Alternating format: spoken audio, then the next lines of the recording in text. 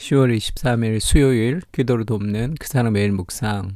오늘은 76편 7절에서 12절입니다. 10절에 보면 76편 10절에 보면 진실로 사람의 노여움은 주를 찬송하게 될 것이요, 이런 말이 있죠. 사람의 노여움, 그 사람의 분노가 찬양으로 바뀔 것이다, 이제 그렇게 얘기합니다. 왜냐하면 하나님이 악을 심판해 주시거든요. 악이 관영한 세상에서 선한 사람들이 고통을 받을 수가 있죠. 왜 악한 자들이 잘 되고 선한 사람들이 고통을 받고 그들이 자신이 가지고 있는 힘과 권력을 왜 저렇게 하나님이 주신 것이라고 생각하지 않고 마음껏 사용할까? 그 고통에 사람들이 분노합니다. 그러나 그 분노는 결국 하나님을 찬양하는 찬송이 될 것이다, 그렇게 고백하는 시편입니다. 7절에 보면 아주 재미있는 표현이 있죠. 주께서는 경외를 받으실 이시니, 하나님이 경외와 경배와 찬송을 받으실 분이신데 무엇이 하나님을 찬송하게 하느냐 하면, 주께서 한번 노하실 때에 누가 주의 목전에 서리이까? 하나님의 분노가 이 경외의 대상이 된다. 너무 무서워서 하나님이 최고입니다, 이렇게 하는 게 아니라 하나님의 심판이 너무 좋아서, 하나님의 심판이 너무나 통쾌해서, 하나님의 심판이 바로잡아야 될 것을 바로잡는 것이기 때문에 하나님을 경외한다는 그런 의미입니다. 악이 관영한 세상에서 심판이 없다면, 이 공정한 심판이 없다면 억울한 죽음의 죽음이 어떻게 되겠습니까? 그러니까 하나님은 사랑의 하나님이시고 심판하지 않고 그렇게 생각을 하면 지금 이 땅에 타락한 세상 속에서 공권력이 없어지는 것과 똑같아요.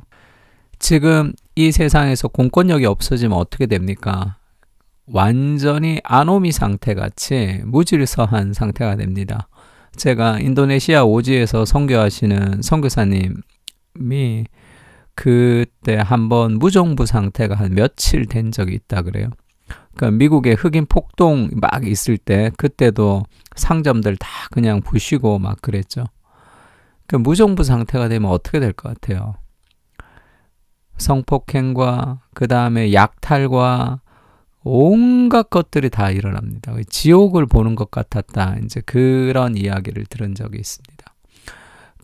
그거 심판이 없는 하나님이라는 것은 있을 수가 없는 거죠. 이 타락한 세상 속에 인간의 악을 제어할 수가 없습니다. 하나님이 경외받으실 분이라는 것은 공정한 판결을 가지고 하나님께서 악을 심판하시기 때문이죠. 그래서 주께서 하늘에서 판결을 선포하심이 땅이 두려워 잠잠하였나니, 곧 하나님이 땅의 모든 온유한 자를 구원하시려고 심판하러 일어나신 때로다. 하나님의 심판은 누군가에게는 구원입니다.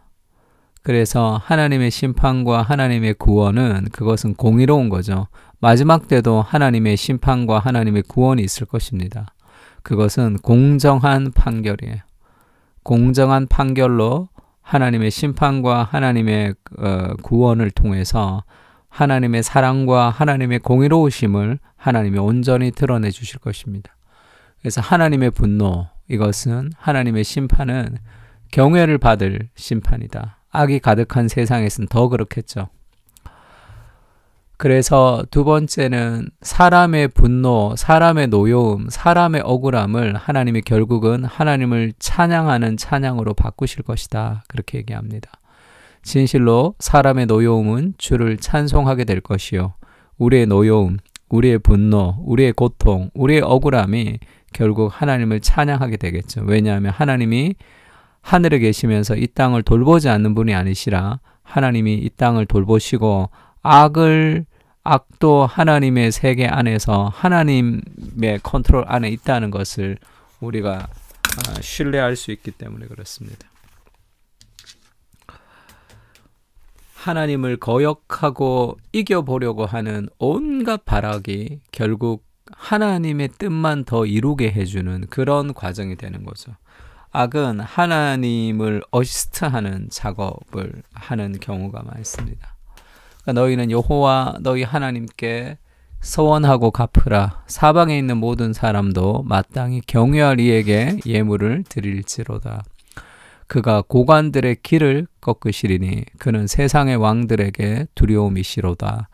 하나님이 세상의 왕들에게 두려움이 아니시면 그 세상의 왕들과 고관들의 길을 누가 꺾습니까? 자기가 하나님인 것처럼 행동하는데, 하나님이 주신 권력을 가지고 스스로 하나님인 것처럼 행동할 때 그 느부갓네살이 정신병에 걸려서 그 하나님의 심판을 받았던 것처럼 하나님이 고관들의 길을 꺾으시고 세상의 왕들을 심판하시는 하나님이신 것을 하나님이 등장하시는 거죠.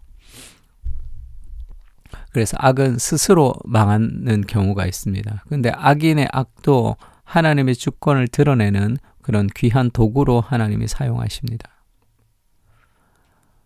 계시록에 보면 다섯째 인을 뗄 때에 내가 보니 하나님의 말씀과 그들이 가진 증거로 말미암아 죽임을 당한 영혼들이 제단 아래에 있어 하나님의 말씀을 전하는데 악한 이 사람들이 죽임을 했던 그 순교자들의 그 영혼들이 하나님의 제단 아래에 있는 거예요. 그러니까 그들이 기도하고 있습니다. 큰 소리로 불러 말하죠. 거룩하고 참되신 대주제여, 땅에 거하는 자들을 심판하여 우리의 피를 갚아주지 아니하시기를 어느 때까지 하시려 하나이까. 그 억울한 순교자들의 죽음과 그들의 피가 하나님께 기도하는 거예요.